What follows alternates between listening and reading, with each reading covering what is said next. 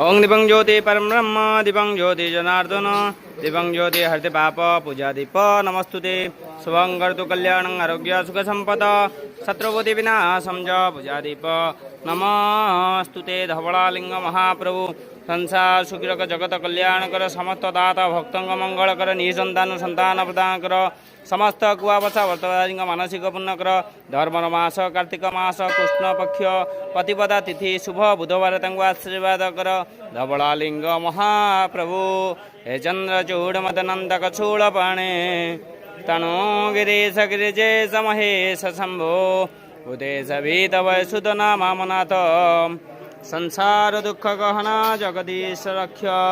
धवलालिंग महाप्रभु संसार सुखिरक जगत कल्याण कर समस्त दाता भक्तंग मंगल कर धवलालिंग महाप्रभु अंकाल हर कष्ट हर दुख हर रोग हर हर हर महादेव शंभो।